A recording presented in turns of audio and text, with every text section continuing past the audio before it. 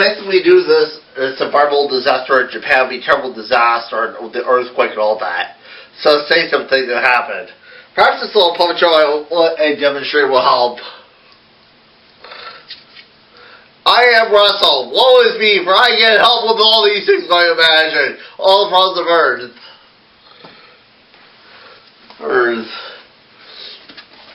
I am Sam. Boo-hoo-hoo. I am Sam. I'm Sam. I'm going to...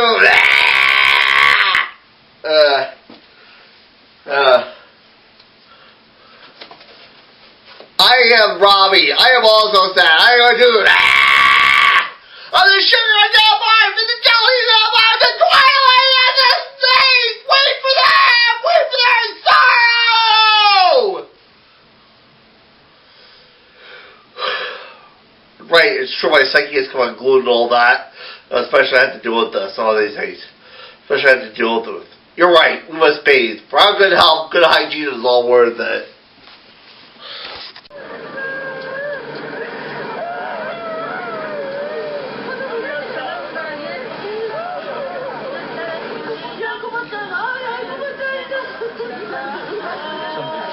That is there, but we wanted to hear, earlier today we asked you a question. Reactor at that same plant lose its cooling system.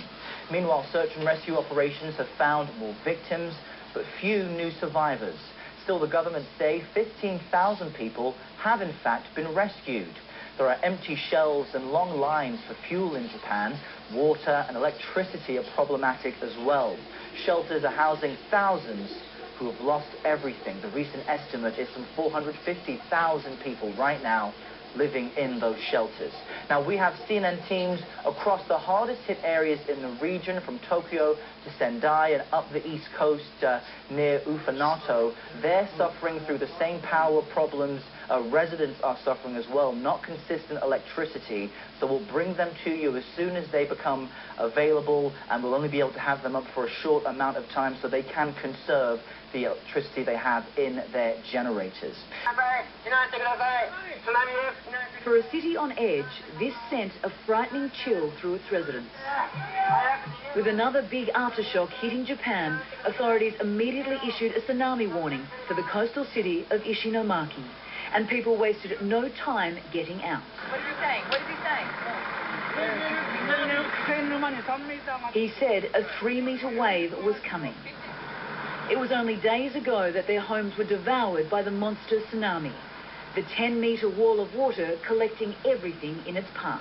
So everyone here in Ishinomaki is on high alert. People are just looking towards the coast, waiting to see if a tsunami will actually hit. The warnings have been going off for the last 15 or 20 minutes. The sirens have been going off. Police have been travelling up and down the roads, particularly those close to the coast, telling people to get out, to move to higher ground. We came across these locals up here who have done just that. They don't want a repeat of what happened here on Friday.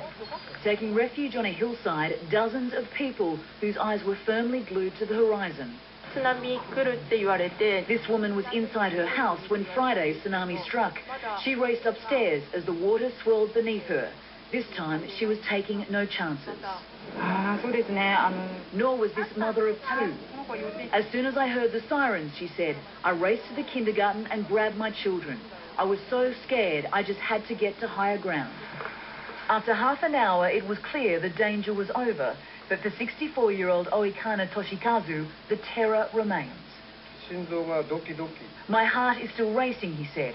I'm really scared there's going to be another tsunami. And as the aftershocks continue, that is the fear these people must live with. Anna Koren, CNN, Ishinomaki, Japan. An iReporter shows us bare store shelves there. Also in other places, CNN reporters have seen very long lines. Kyung Lao visited an evacuation center in Sendai. But first, our Dr. Sanjay Gupta sees how things are going at a shelter in Shikigoma City. This is a little bit of an example of Japanese efficiency and just how they're making this refugee camp work.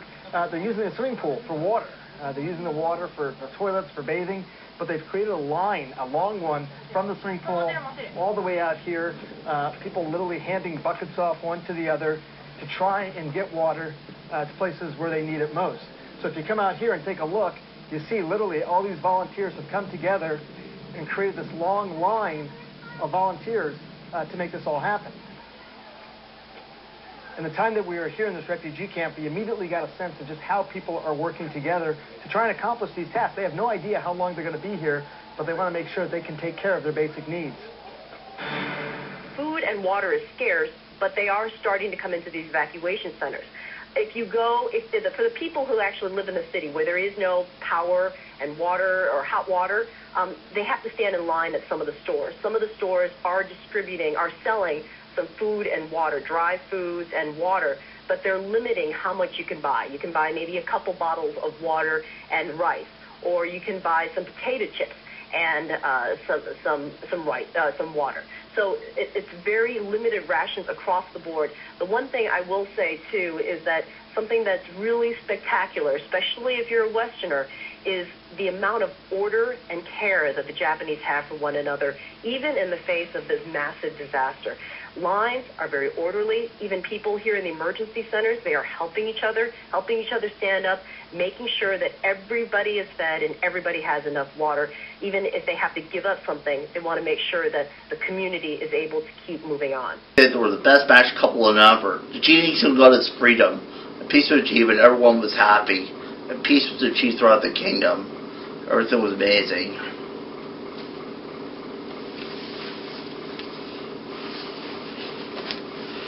And it's amazing what happens when two hearts meet and love some things.